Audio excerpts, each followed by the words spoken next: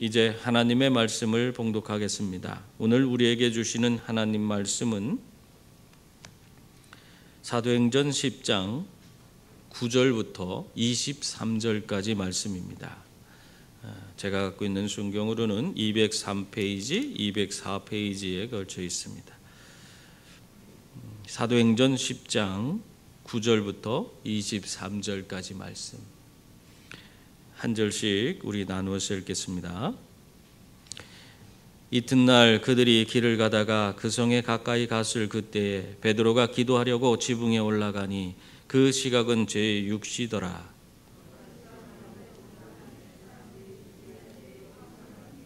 하늘이 열리며 한 그릇이 내려오는 것을 보니 큰 보자기 같고 네 귀를 꿰어 땅에 들이웠더라.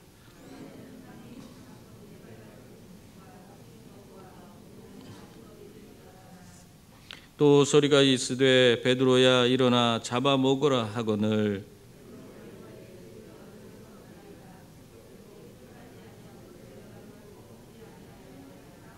또 두 번째 소리가 있으되 하나님께서 깨끗하게 하신 것을 내가 속되다 하지 말라 하더라.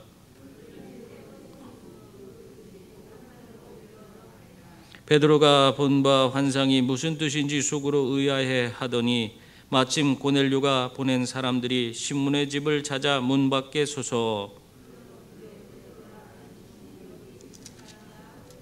베드로가 그 환상에 대하여 생각할 때에 성령께서 그에게 말씀하시되 두 사람이 너를 찾으니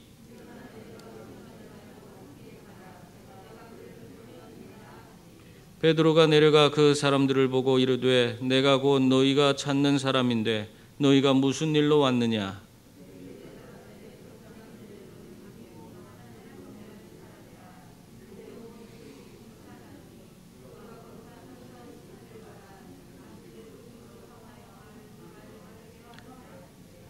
다 같이 읽겠습니다. 베드로가 불러들여 유숙하게 하니라. 아멘. 우리가 계속해서 이방인 고넬료에 대한 이야기를 계속하면서 오늘 고넬료가 보낸 사람이 베드로를 찾아오는 그 장면에 대해서 오늘은 우리가 더 깊이 하나님 말씀을 묵상해 보고자 합니다. 여러분, 고넬료에게 하나님의 사자가 나타났습니다. 이 하나님의 사자가 언제쯤 나타난지 기억하십니까? 이 고넬료에게 하나님의 사자가 나타났을 때에 오늘 10장 3절 말씀에 보면은 제9시쯤 되었을 때 환상 가운데서 하나님의 사자가 나타났다, 그렇게 기록되어져 있습니다. 이 9시가 무슨 시간인지 아십니까? 이 9시라고 하는 것은 오늘 우리의 시간으로 하면은 오후 3시쯤 되는 시간입니다. 이 오후 3시, 이게 중요한 시간이에요. 이게 무슨 시간이냐면 유대인들이 즐겨 기도하는 기도 시간입니다. 유대인들의 문화 가운데는 매일 오후 3시가 되면 성전에서 제사장들이 하나님 앞에 분향을 하는 그런 예식이 진행됩니다. 여러분, 이 분향이라는 거 어디서 많이 우리가 들어보지 않았습니까? 요한계시록에 보면은 이 향단 이라는 명칭을 쓰면서 향이 하나님께 올려가더라 하는 그런 표현이 나오는 거 있어요. 요한계시록 8장에 나오는 말씀인데, 이 계시록 8장에 보면 이 분향할 때 드려지는 그 향을 통해서 연기가 발생하는데 그 연기가 성도들의 기도라, 그렇게 표현을 하고 있는 것입니다. 그러니까 이 분향을 할 때에 그 연기가 하늘로 올라가는 것을 보면서 우리들의 기도가 하나님께 이렇게 상달되는구나, 이걸 생각했다는 것이에요. 그렇기 때문에 이 유대인들은 오후 3시에 이 분향할 때를 맞춰서 하나님 앞에 기도를 했던 것입니다. 그것이 그들의 관습이 됐던 것이죠. 그런데 오늘 이 고넬료라고 하는 이방인은요, 이 유대인들이 지키던 이 기도 시간, 9시 기도 시간을 이 고넬료가 지켰다 하는 것을 성경은 우리에게 들려주고 있는 것입니다. 참 이상하지 않아요? 유대인이라면 그것을 지키는 것이 당연합니다만은 이방인이었는데 이방인이 그 9시 기도 시간을 굳이 그 시간을 이렇게 맞춰서 기도할 필요가 있습니까? 아니에요, 없어요. 그런데도 불구하고 고넬료는 그러한 모습을 우리에게 보여주고 있습니다. 여러분, 이것이 바로 하나님을 한번 믿기로 작정했으면 고넬료의 모습에서 뭘 찾아볼 수 있어요? 한번 믿기로 작정했으면은 최선을 다해 한번 열심히 내보자 하는 그런 태도를 우리는 이 고넬료의 모습에서 찾아볼 수가 있는 것입니다. 그래야지만이 우리가 하나님의 은혜를 경험할 수가 있어요. 근데 많은 분들이요, 이런 하나님 앞에 내가 믿음을 가지고 나와서 예수 믿겠습니다 하고 고백을 해놓고도 하나님을 만나기 위해서 최선을 다하지 않는 그런 모습을 보게 됩니다. 여러분, 그저 어정쩡한 모습으로 예배당만 왔다 갔다 해서는 하나님을 경험할 수 있을까요? 없을까요? 하나님을 경험할 수가 없어요. 하나님이 그 삶에 임할 수가 없습니다. 열심을 내서 하나님을 찾을 때 그 사람에게 하나님께서 함께하여 주시고 그를 만나 주시는 것입니다. 그리고 거기에 더불어서 하나님이 하늘 창고의 문을 열어서 한없는 은혜와 복도 내려주시는 것이에요. 그러한 경험이 없는 사람은 신앙생활하기가 어렵습니다. 이 고넬료는요, 하나님을 믿고 정말 최선을 다해서 하나님의 사람이 되기 위해서 애를 썼던 그런 사람이었습니다. 이방인이었는데도 불구하고 그런 사람이었어요. 경건하게 살기 위해서 최선을 다했을 뿐만 아니라 그 말씀을 보면요, 항상 기도하는 그런 사람이었습니다. 여러분, 이렇게 열심을 가지고 하나님 앞에 기도하는 사람, 그런 사람을 하나님이 기뻐하시고 또 하나님 좋아하세요. 그리고 그의 삶에 하나님께서 그 기도하는 대로 하나님께서 응답하셔서 모든 것이 합력하여 선을 이루게 하시고 형통의 복도 더하여 주시는 줄 믿습니다. 이 고넬료는 바로 그 기도 시간에 하나님의 사자를 만난 것입니다. 그리고 그래서 개인적으로 그리고 체험으로 하나님을 알게 됐습니다. 이러한 은혜가 우리의 삶에도 주어지길 바랍니다. 우리가 그냥 예배당만 왔다 갔다 하는 그런 신앙이 아니라 경험으로 하나님을 아는 사람이 되어요. 실제 내 삶에서 살아 역사하시는 하나님을 내가 경험한 사람과 그렇지 못한 사람과는 신앙생활 자체가 달라질 수밖에 없는 것입니다. 여러분, 오늘 이런 하나님의 사자를 경험한 고넬료, 그 하나님이 그에게 임한 그 모습을 우리에게 보여주고 나서 오늘 말씀 보니까 공교롭게도 오늘 베드로라는 인물이 나오는데 이 베드로도 하나님을 만나는 그 장면을 우리에게 또 보여주고 있어요. 그건 뭐냐면 그 두 가지 공통점을 찾아보라는 거예요. 이 하나님의 사자를 만나는 지금 고넬료나 또 지금 하나님을 직접 하나님의 임재를 경험하고 있는 이 베드로의 공통점이 뭐냐? 그것을 우리가 한번 찾아보라는 것입니다. 그것이 뭡니까? 그들 둘 다 기도하는 중에 하나님의 사자를 만나고 하나님의 임재를 경험했다는 것입니다. 이들이 기도하는 그 시간에 그런 역사가 나타난 거예요. 기도할 때 주어진 거예요. 기도하지 않는 사람은 그런 경험이 없어요. 기도할 때 주어졌어요. 오늘 9절 말씀을 보세요. 거기 보면은 이튿날 그들이 길을 가다가 큰 성에 가까이 갔을 그때에 베드로가 기도하려고 지붕에 올라가니 그 시각은 제6시더라. 베드로가 옥상에 올라가 기도할 때에 하나님을 만나게 되고 말씀을 듣게 되는 그런 놀라운 은혜를 그는 경험하게 됐습니다. 여러분, 이것이 그냥 피상적인 그런 하나의 사건의 기록이 아니에요. 하나님을 만나기 위해서 애쓰는 자들, 하나님을 경험하길 원하는 자들, 하나님의 놀라운 그 은혜와 그 하나님의 능력이 그 삶을 통해서 나타나기를 원하는 사람들은 이렇게 기도해야 된다는 것입니다. 그러므로 매일 매순간 여러분이 하나님 앞에 나아가서 즐겨 기도하는 분들이 다 될 수 있기를 바랍니다. 기도하여서 하나님 만나고 삶을 하나님 뜻대로 살아서 늘 하나님이 주시는 은혜와 복을 풍성히 누리는 주의 자녀들이 다 될 수 있기를 바랍니다. 여러분, 베드로가 기도하려고 지붕에 올라간 그 시간이 몇 시입니까? 오늘 말씀에 보니까 6시라고 되어 있습니다. 이 6시는 우리 시간으로 하면은 정오를 가리키는 거예요. 정오 12시예요. 낮 12시를 가리키는 것입니다. 사실 우리들은 이 정오가 되면은 우리 교회도 마찬가지입니다만 식사 시간이 12시부터 1시까지 그 1시간 동안 우리가 식사를 해요. 많은 직장인들도 아마 12시부터 1시까지 식사를 할 그런 식사 시간으로 정해져 있을 것입니다. 보통 12시를 전후로 해갖고는 식사 시간을 정해서 우리가 보통 식사를 합니다. 근데 이 예수님 당시, 이 베드로 당시의 유대인들은요, 하루에 3끼를 먹은 게 아니에요. 하루에 2끼를 먹었습니다. 그러니까 우리랑 생각을 똑같은 그런 개념을 가지고 생각을 하면 안 돼요. 유대인들은 보통 9시나 10시쯤, 보통 10시쯤 대부분 식사를 했어요. 그래서 아침 겸 점심으로 10시쯤 식사를 하고 저녁 6시에 또 한 끼 식사를 했어요. 그렇게 2번 식사를 했습니다.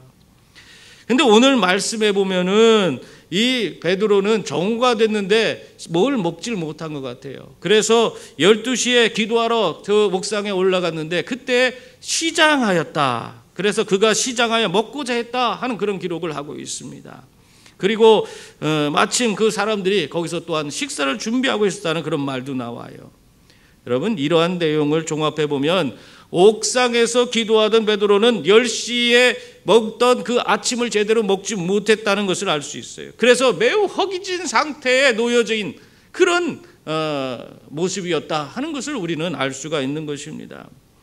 그러나 그가 음식을 먹으려 해도 먹을 수도 없어요. 왜? 지금 사람들이 음식을 조리하는 중이라 그걸 먹을 수가 없는 거예요. 만들고 있는데 어디 가서 먹어요?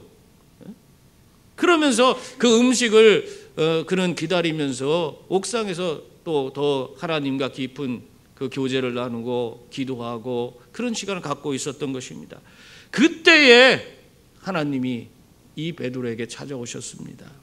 오늘 그 성경에 보면 황홀한 중에라는데 이것이 고넬료가 하나님의 사자를 만났을 때 그 환상 중에 만난 거나 이 황홀한 중에 만난 거나 똑같은 단어를 쓰고 있어요. 그러니까 이거는 정신이 멀쩡한 거예요. 무슨 약을 먹어서 취해갖고 무슨 정신이 없는 상태를 가리키는 게 아니에요.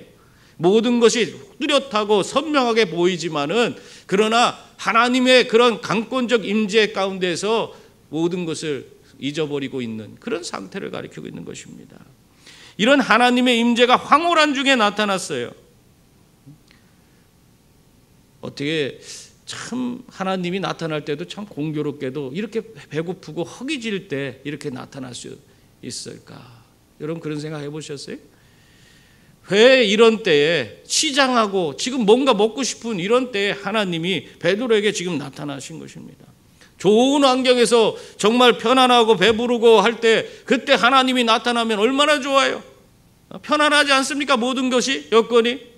그런데 오늘 보면은 지금 허기진 그런 상태에서 먹을 것을 지금 찾고 있는 베드로, 그 허기진 모습을 지닌 그 베드로의 그런 모습 가운데에 하나님이 그 가운데에 나타났다는 것입니다. 이거는 의미가 있는 거예요. 여러분, 왜 그렇게 했을까? 우리가 한번 생각해 봐야 합니다. 이 하나님이 그냥 일부러 우연히 그렇게 된 게 아니에요. 일부러 이 뭔가 교훈하기 위해서 이러한 모든 시점을 만들었던 것입니다. 그것은 베드로의 허기진 그런 상태보다 더 절박한 영적으로 굶주리고 있는 그런 사람들이 있다는 사실을 네가 깨달으라 하는 그 교훈을 주기 위해서, 그래서 그런 절박한 상태에서 굶주리고 허기진 상태에서 하나님이 그에게 임한 것입니다. 여러분, 우리들이 사실 한 끼만 굶어도 얼마나 힘듭니까? 그런데 그러한 것보다 영적으로 굶주려서 죽음 가운데로 내몰리고 있는 우리 주변에 수많은 사람들이 있다는 거, 그거 우리가 좀 알라는 거예요. 이러한 과정을 통해서 네가 지금 굶주리고 허기진 그런 상태에 있는데 그것보다도 더 심각하게 정말 목숨 위에 위태로운 상태에 놓여 있는 아직도 하나님 알지 못하는 수많은 사람들이 너희 앞에 놓여 있다. 그것 좀 알라. 그것을 이야기하고 있는 것입니다. 특히 오늘 하나님은 이 베드로가 돌아보아야 할 사람들이 유대인들이 부정하다고 그렇게 여기고 있는 이방인, 그 이방인이라는 사실을 깨닫기를 원했습니다. 그래서 하나님이 베드로에게 특별한 체험을 하나 허락하시죠. 그게 무엇입니까? 11절부터 14절까지 내용에 있습니다. 우리 같이 한번 읽어보겠습니다. 하늘이 열리며 한 그릇이 내려오는 것을 보니 큰 보자기 같고 내 귀를 메어 땅에 들이웠더라. 그 안에는 땅에 있는 각종 네 발 가진 짐승과 기는 것과 공중에 나는 것들이 있더라. 또 소리가 있으되 베드로야 일어나 잡아 먹으라 하거늘 베드로가 이르되 주여 그럴 수 없나이다. 쑥되고 깨끗하지 아니한 것을 내가 결코 먹지 아니하였나이다 한데, 하늘에서 먹을 것이요, 지금 시장한 베드로에게 하늘에서 먹을 것이 내려오는 그런 황홀한 중에 그런 모습을 보게 됐어요. 내기를 묶은 보자기 같은 것이 내려오는데, 여러분 그거 한번 상상해 보세요. 내가 지금 허기지고 배고픈데 음식이 하늘에서 쫙 내려오는 거예요. 야, 땅에 있는 거 먹을 것도 내가 지금 그것도 그냥 감지덕지 하면서 먹을 건데 하늘의 음식이 내려온다고 생각해 보세요. 얼마나 기대가 되겠어요. 야, 저 안에 하늘에서 먹는 뭐가 들어있을까? 정말 내가 세상에서 이 땅에서 먹어보지 못한 엄청난 것이 들어있지 않을까 하는 그 기대감이 있지 않겠어요? 그런데 그 보자기를 열어서 그 안에 있는 것을 보는 순간 이 베드로가 아마 뒤로 자빠졌을 것 같아요. 너무 놀라서, 소스라치게 놀라서 그냥 완전히 그냥 뒷걸음질 치게 되었습니다. 왜 그렇습니까? 그곳에는 각종 네 발 가진 짐승과 기는 것과 공중에 나는 새들이 거기에 가득 들어있는 거예요. 한마디로 먹지 못할 것들이, 지금 당장 먹을 수도 없는 것들이 거기에 잔뜩 들어있는 것입니다. 그리고 부정한 것이에요. 그것이 또 그런 것들이 들어있는 거예요. 어린이들이 그 친구들을 놀릴 때 요즘에 보니까 도시락 가방에다가 바퀴벌레 모형, 우리가 얼마나 똑같은지 몰라요. 저도 깜짝 놀랐어요. 바퀴벌레 모형을 딱 집어넣어 놓더라고요. 그리고 뱀 같은 모형을 집어넣어 놓고 그걸 여는 순간 깜짝 놀라는 걸 보면서 막 서로 그냥 좋아하고 그런 모습이 있습니다. 저도 어렸을 때 우리 막내가 제 손에다가 뭐를 하나 쭉 꾹 쥐어주고 가는 거예요. 내가 손을 딱 펴니까 징그러운 벌레가 거기에 들어있어. 나도 몰래 확 집어던져 버렸어요. 그런데도 놀래갖고 심장이 두근두근 하더라고요. 여러분, 지금 하나님께서 마치 이 어린이들이 친구들을 놀리는 것처럼 베드로를 놀리려고 이렇게 하시고 있는 것입니까? 그게 아니잖아요. 지금 하나님의 명령은 지금 이 부정한 것에 대해서 이걸 잡아먹으라는 거 아닙니까? 그것은 다시 말하면은 하나님께서 지금 부정하다고 네가 생각하는 그것을 하나님께서 지금 모든 것을 이제는 그 생각을 내려놓고 그걸 잡아먹으라는 거예요. 베드로의 지금 갖고 있는 그 부정에 대한 생각을 이제는 돌이켜서 새롭게 하나님이 지정해 주는 하나님의 생각으로 바꾸라는 것입니다. 다시 말하면 한마디로 이방인에 대한 유대인으로서의 베드로의 생각을 이제는 좀 내려놓으라. 이제는 그걸 바꿔야 된다 하는 것을 보여주고 있는 것입니다. 그래서 베드로가 깜짝 놀랄 정도의 것을 잡아먹으라고 지금 말씀하고 있는 거예요. 그때 이 베드로가 뭐라고 하고 있습니까? 14절 말씀 보세요. 우리도 아마 똑같이 할 거예요. 주여 그럴 수 없나이다. 속되고 깨끗하지 아니한 것을 내가 결코 먹지 아니하였나이다. 우리도 아마 그렇지 않을까요? 우리가 이거 부정한 것, 하나님 앞에서 이제까지 내가 신앙생활하면서 이건 먹으면 안 된다고 여기지는 그 우상의 제물들, 이런 것을 먹으라고 했을 때 우리 어떤 사람은 그걸 상당히 꺼리는 사람도 있단 말이에요. 오늘날 그걸 먹으라고 자꾸 하면은 그거 내가 이제까지 그거 안 먹고 신앙 지켜왔는데 자꾸 왜 먹으라고 합니까? 나는 지금까지 그런 거 먹은 적 없습니다. 그럴 사람이 있잖아요. 베드로가 그 모습을 보이고 있는 거예요. 나는 유대인으로서 지금까지 이런 부정한 것을 먹은 적이 없습니다. 하나님 이걸 어떻게 먹습니까? 여러분, 사람의 생각이 바뀌는 것이 쉬운 일이 아닙니다. 지금 하나님이 명령하시는데도 이 베드로 지금까지 자신이 살아온 관습, 그가 따라온 그런 모든 것들, 그런 율법을 내려놓지 못해요. 여러분, 이런 모습이 우리들의 모습이에요. 내 생각, 내 방식을 더 고집합니다. 그래서 하나님 앞에 우리가 정말 결정적인 순간에 하나님 앞에 귀하게 쓰임받지 못하는 이유가 여기에 있어요. 내 생각에 사로잡혀서 이건 내 방식대로 내 생각대로 이것이 바르고 옳은 것 같은데 왜 이걸 내가 내려놔야 되냐. 그럴 수 없다. 그렇게 생각하기 때문에 결국에는 하나님 앞에 하나님이 말하시고 하나님이 우리를 통해서 이루고자 하는 일을 우리가 제대로 따르지 못하는 그런 일을 우리가 만들고 마는 것입니다. 여러분, 하나님이 말씀하실 땐 좀 자신의 생각과 고집을 이제는 좀 잘 내려놓을 수 있기를 바랍니다. 내가 지금 선택하고 하고자 하는 것이 내 생각에는 아무리 옳고 좋아 보여도 하나님이 기뻐하지 않는 일이라면, 그리고 또 하나님이 원하시지 않는 일이라면 그냥 내려놓으세요. 그게 우리 신앙인의 바른 그런 자세를 알 수 있습니다. 우리가 만약에 그걸 내려놓지 못하고 고집 피우면 어떻게 될까요? 우리는 하나님 앞에 쓰임받을 수 없어요. 하나님 주시는 은혜와 복도 누릴 수 없어요. 오히려 우리 인생은 하나님의 말씀을 제대로 순종하지 못함으로 말미암아 오히려 망가지게 되는 겁니다. 여러분, 하나님의 뜻을 따르지 않고 행하는 것이 우리의 삶에 잠시 잠깐 만족은 줄 수 있지만은 그것은 사단의 유혹과 동일한 것이에요. 사단의 달콤한 유혹에 불과한 것입니다. 그것은 나로 하여금 하나님의 사람으로 제대로 살지 못하게 하는 그런 지름길이 되는 것이에요. 그렇기 때문에 내 생각을 내려놓고 내가 이해되지 않고 납득되지 않는 그런 상황이라 할지라도 하나님의 뜻을, 하나님의 말씀을 최우선으로 따라서 순종하는 그런 분들이 다 되시기 바랍니다. 여러분, 베드로의 이런 부정적인 태도에도 하나님께서는 어떻게 하십니까? 결코 포기하지 않으세요. 계속해서 베드로가 깨달을 수 있도록 그에게 자꾸 찾아가서 말씀하십니다.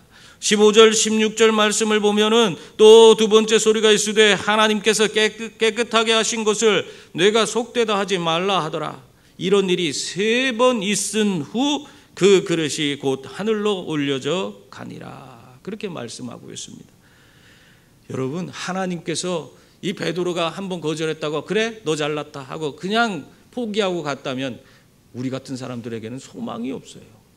근데 하나님께서는 이 부정적인 태도를 보이는 베드로임에도 불구하고 또 말씀하시고 또 말씀하시고 그렇게 계속해서 끊임없이 그를 깨달을 수 있도록 자꾸 그 모든 지금 상황과 그 환경과 역경을 그 모든 환경을 다 이겨낼 수 있도록 그를 자꾸 하나님께서 이끌어 주시는 것입니다. 여러분, 하나님은 베드로에게 뭐라고 하셨어요? 하나님께서 깨끗하게 하신 것을 내가 속되다 하지 말라. 그렇게 말씀하셨습니다. 여러분, 하나님께서 베드로가 납득하지 않으니까 계속 3번이나 반복적으로 이렇게 말씀하셨어요. 하나님은 오늘도 우리들의 삶에 오셔서 우리가 그릇되고 온전치 못한 생각을 갖고 있을 때 어떻게 하실까요? 베드로와 마찬가지예요. 우리에게 끊임없이 찾아오십니다. 우리에게 끊임없이 말씀하십니다. 반복적으로 깨달을 수 있도록 우리가 그릇된 길로 가고 있다는 사실을 우리가 알 수 있도록 계속해서 말씀하십니다. 여러분, 그러한 사실을 우리가 인식하고 하나님의 뜻을 온전히 찾고 구하는 자가 될 수 있기를 바랍니다. 하나님이 깨닫게 해주실 때 내 생각을 내려놓고 즉시 순종할 수 있는 분들이 다 될 수 있기를 바랍니다. 그것이 우리 삶의 은혜가 되는 것이에요. 그것이 우리의 삶에 진정한 하나님이 주시는 은혜와 복을 누리고 형통의 길로 나아가는 길이 되는 것입니다.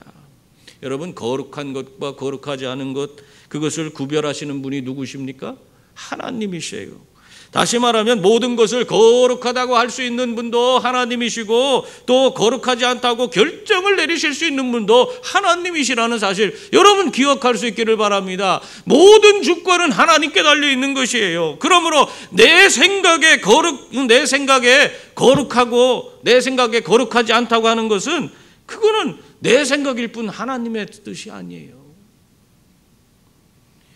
우리는 그저 하나님께서 거룩하게 하신 것을 거룩하다고 하고 하나님이 속되다 하신 것을 속되다고 그렇게 하고 사는 그런 자들이 되어야 하는 것입니다. 그러므로 오늘 이 먹지 못할 것을 그런 것들을 내려주시고 먹으라 하는 하나님 말씀 앞에서 우리가 그것을 나는 그럴 수 없습니다. 내 생각과 내 고집대로 나는 이제까지 그렇게 산 적이 없습니다. 난 그렇게 해본 적도 없습니다. 그런 고집을 피워서는 안 된다는 것이에요. 모든 것이 하나님의 주권이기 때문에 하나님의 뜻대로 모든 것에 순종해야 한다는 것입니다. 여러분, 물론 사람들마다 자라온 환경이 다르고 자신과 연결되어진 지역의 관습과 문화가 다 다를 수 있습니다. 비록 그렇다 할지라도 무엇보다 우선되어야 하는 것이 뭐냐? 하나님의 말씀인 줄 믿습니다. 그러므로 하나님께서 무엇을 원하시는지, 하나님의 생각이 무엇인지, 하나님 뜻이 무엇인지 그것을 우리가 먼저 구하고 그것을 깨달아서 내가 지금까지 살아온 환경과 관습을 다 뛰어넘어서 온전히 하나님을 섬기는 그런 분들이 다 될 수 있기를 바랍니다. 또한 하나님은 기도할 때요, 우리가 고넬료를 만나 주시고 또 어떤 일도 해주셨냐면 그의 구원을 위해서 베드로를 청하라는 그런 말씀까지 해주셨어요. 그리고 나서 또 나서 그냥 거기서 끝난 것이 아니라 베드로를 또 만나셨어요. 베드로가 기도할 때 그를 만나서 그의 그릇된 생각을 바꾸어서 이방인들도 하나님께서 구원하실 수 있다. 이방인들에게도 가서 하나님의 복음을 전해야 한다 하는 그런 마음 자세를 갖출 수 있도록 만들어 주셨습니다. 여러분, 이 모든 것이요, 이렇게 해서 하나님의 위대한 역사가 점점 세상을 향해 퍼져가는데 이러한 역사를 하나하나 모든 것이 이루어질 때에 가장 중요했던 게 뭐냐? 하나님의 그 성령의 능력, 성령의 역사, 그것이 중요하지만 거기에 플러스해서 우리들이 하나님 앞에 기도할 때 그것이 주어졌다 하는 것입니다. 우리가 하나님 앞에 하나님의 사람으로 하나님과 대화하고 하나님의 음성을 듣고 하나님 뜻을 구하는 그런 기도가 우리의 삶에 있을 때에 우리가 정말 하나님의 위대한 역사가 우리를 통해서 이루어지는 것입니다. 그러므로 여러분, 열심히 기도할 수 있기를 바랍니다.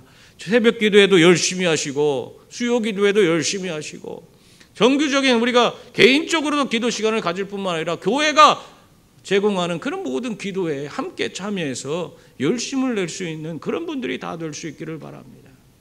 하나님의 역사가 기도하는 사람들을 통해서 나타나는 거예요. 17절 18절 말씀을 보면 그 하나님이 내려주신 보자기 그걸 잡아먹으라 했던 그런 환상을 보고 이 베드로가 그 환상의 의미가 무엇인지 그것을 골똘히 생각하고 있는 그런 모습이 나옵니다. 그때 베드로에게 무슨 일이 주어졌습니까? 그 하나님이 주신 말씀에 대해서 고민하고 그걸 묵상하고 그것의 참된 의미가 무엇인지 찾고자 구할 때에 오늘 17절 18절 말씀에 보면 베드로가 본 바 환상이 무슨 뜻인지 속으로 의아해하더니 마침 고넬료가 보낸 사람들이 시몬의 집을 찾아 문 밖에 서서 불러 묻되 베드로라 하는 시몬이 여기서 유숙하느냐 하거늘. 이 베드로의 생각이 바뀌도록 하나님이 그를 만져주시자마자 누가 찾아왔어요? 이 바로 고넬료가 보낸 사람들이 찾아왔습니다. 참 놀랍지 않아요? 이것이 바로 하나님의 섭리고 하나님의 인도라 할 수 있는 것입니다. 하나님은 이렇게 세밀하게 모든 것을 계획하시고 모든 상황과 여건을 준비시켜서 우리들의 삶을 바르고 온전하게 살아갈 수 있도록 하나님의 그런 놀라운 섭리 가운데 살아갈 수 있도록 그렇게 이끌어 주시는 그런 분이십니다. 어떤 가족들이 그 덕유산에 그 1박 2일 코스로 그 등반하기 위해서 덕유산을 찾아왔어요. 아이 둘과 부부가 같이 갔는데 먼 길을 이 차를 타고 와서 오르려고 하는데 비가 마침 내리는 거예요. 비 오는 날 산행하는 게 얼마나 무섭습니까? 그런데도 너무 먼 데서 왔기 때문에 이거 그냥 돌아갈 수 없다. 우리가 그래도 등반하자. 좀 있다가 뭐 그칠지 모르잖아. 그러면서 등반하기 시작했어요. 근데 정말로 비가 얼마 지나지 않아서 그쳤어요. 그쳤는데 그치고 났는데도 그 산에는 습기가 많잖아요. 습기가 많고 또 해가 빨리 지게 돼 버렸어요. 근데 더군다나 이 후레쉬 전등, 라이트 전등을 손전등을 갖고 왔는데 이 손전등이 불을 켜니까 얼마 가지 않아서 그냥 툭 꺼지는 거예요. 왜 그런가 했더니 습기가 너무 많아 갖고 이 전등이 그냥 일찍 방전이 돼 갖고 도저히 쓸 수가 없게 됐어요. 그러니까 이게 난리가 났어요. 남편도 막 불안해서 막 떠는 거예요. 이거 아이들하고 우리 아내 데리고 어떻게 갈까 막 하는데 그 아이들도 뭐 우왕좌왕하죠. 이거 어떻게 하나 깜깜한데 어떻게 해서 산장까지 거기까지 찾아가야 되는가. 거기까지 가는 데는 아직 한 1시간 정도 가야 되는 그런 거리였다고 합니다. 그래서 거기서 그 아내가 막 기도했대요. 하나님 도와주세요. 하나님 지금 우리가 손전등도 나가고 너무 어두워서 산길을 갈 수가 없어요. 하나님 도와주세요. 그랬더니 그러고 나서 기도하고 예수님 이름으로 기도합니다 하고 눈을 딱 떴는데 앞에 하얗게 길이 보이더래요. 다 깜깜한데 길만 하얗게 이렇게 하얀색으로 보이더래. 그래갖고 거기서 겨우 산장까지 걸어와서 무사히 등반을 마쳤다고 하는 그런 얘기가 있습니다. 여러분, 하나님은 우리의 삶에 오늘도 임하셔서 우리를 세밀하게 인도해 주시는 분이신 줄 믿습니다. 하나님께 우리의 인생을 맡기고 살아가세요. 철저히 맡기세요. 우리의 생각과 우리의 상식적인 수준을 우리가 벗어나서 하나님이 나를 인도해 주시는 놀라운 은혜를 우리는 경험하게 될 것입니다. 19절에서 20절 말씀을 보면 베드로가 자신이 경험한 이 환상에 대해 그래도 아직도 확신을 갖고 있지 못하는 그런 장면이 나옵니다. 그때 어떤 일이 벌어졌어요? 거기 19절 21절 보면은 베드로가 그 환상에 대하여 생각할 때 성령께서 그에게 말씀하시되 두 사람이 너를 찾으니 일어나 내려가 의심하지 말고 함께 가라. 내가 그들을 보내었느니라 하시니 베드로가 내려가 그 사람들을 보고 이르되 내가 곧 너희가 찾는 사람인데 너희가 무슨 일로 왔느냐. 아멘. 성령이 다시 한번요 베드로를 일깨워 주시는 것을 볼 수 있어요. 여러분, 하나님 앞에 기도하는 사람, 하나님 앞에 정말 그 뜻을 구하는 사람, 하나님께서 그냥 모든 것을 다 그냥 내팽겨 쳐두지 않습니다. 그 사람이 잘 이해되지 못하고 깨닫지 못할 때에 끊임없이 또 이렇게 성령 하나님께서 그에게 오셔서 다시 한번 그것을 깨달을 수 있도록 말씀해 주시고 그 걸음을 인도해 주시는 그런 하나님이신 줄 믿습니다.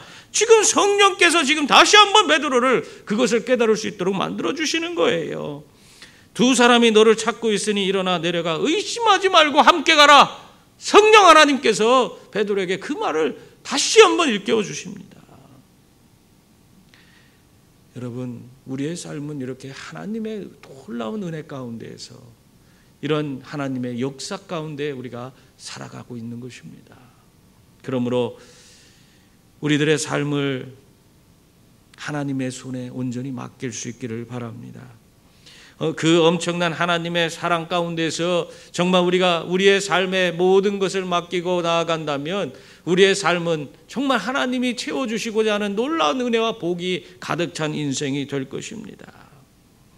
여러분, 오늘 우리가 이 자리에까지 올 수 있었던 것도 다 하나님의 은혜인 줄 믿습니다. 모든 것이 다 하나님께서 나를 붙들어 주시고 나를 인도해 주셔서 끊임없이 내가 그릇된 길로 갈 때도 나를 견책하시고 나를 바른 길로 인도해 주셔서 오늘 이 자리에 와서 하나님 앞에 예배할 수 있는 자가 될 수 있도록 하나님을 섬기고 하나님 앞에 예배할 수 있는 그런 예배자로 설 수 있도록 하나님이 만들어 주신 거예요. 그 모든 것이 하나님의 은혜요 감사라는 사실을 기억하며 살아가시는 분들이 다 되시기 바랍니다. 이러한 모든 것을 가능하게 한 것은 그 모든 것은 모두 그들이 하나님께 기도하는 자들이었기 때문에 그 모든 하나님의 큰 계획과 섭리 가운데서 고넬료에게 역사하고 베드로에게 역사해서 그들이 서로 만날 수 있도록, 그래서 하나님의 위대한 역사를 이룰 수 있도록 이렇게 하나님이 인도해 주신 것입니다. 여러분, 그래서 믿음의 사람들은요, 기도해야 하는 거예요. 기도해야 하는 것입니다. 여러분, 기도하지 않으면 우리의 신앙생활은 어디서 와서 어디로 가야 하는지 알지도 못하는, 목적이 없는, 향방 알지 못하는 그런 인생이 되고 마는 것입니다. 그래서 우리는 기도함으로 하나님의 뜻을 구하고 하나님의 뜻을 분별해서 정말 내가 가야 할 길, 하나님이 나를 어디서, 왜 이곳에 보내셨는지, 왜 나를 통해서 무슨 일을 하시고자 원하시는지 분명한 그런 하나님이 나를 통해서 이루고자 하는 그 목적을 깨닫고 하루하루 정말 힘있게 살아가는 주의 자녀들이 다 될 수 있기를 바랍니다. 22절 23절 말씀에 보면 그들이 대답하되 백부장 고넬료는 의인이요 하나님을 경외하는 사람이라 유대 온 족속이 칭찬하더니 그가 거룩한 천사의 지시를 받아 당신을 그 집으로 청하여 말을 들으려 하느니라 한데 베드로가 불러들여 유숙하게 하니라. 고넬료는 이방인임에도 불구하고 항상 기도함으로 거룩한 천사의 지시를 받는 자가 되었다고 이 하인들의 입을 통해서 다시 한번 베드로에게 얘기를 하고 있어요. 그리고 그러한 고넬료는 결국 이방인임에도 불구하고 어떻게 됐습니까? 베드로의 복음을 듣고 그와 그의 온 집안이 다 세례를 받고 구원받는 그런 이방인 최초의 가정이 되었습니다. 놀라운 은혜가 그 가정에 임했어요. 기도했기 때문에 이 고넬료는 그가 어디서 와서 어디로 가야 하는지, 그 인생의 진정한 목적이 무엇인지를 깨닫고 살아갈 수가 있었던 것입니다. 여러분, 이러한 은혜가 여러분에게도 주어지길 바랍니다. 사랑하는 성도님들, 기도하는 중에 고넬료는 하나님의 사자를 만나 그 인생이 구체적으로 어디로 가야 하는지를 깨닫게 되었습니다. 또 기도하는 중에 베드로는 자신의 그릇된 생각을 벗어나서 고넬료 가정을 방문하고 그곳에서 하나님의 복음을 전하는 그런 하나님의 위대한 사역의 주인공이 되었습니다. 그러므로 우리 모두 기뻐하심으로, 우리 모두 정말 기도하심으로 기도하는 그런 자들을 만나주시고 은혜 베풀어 주시는 하나님을 경험할 수 있기를 바랍니다. 우리 인생의 진정한 인도자 되시는 하나님과 늘 동행하셔서 형통의 삶, 승리의 삶을 살아가시기를 주님의 이름으로 축원합니다. 기도하겠습니다.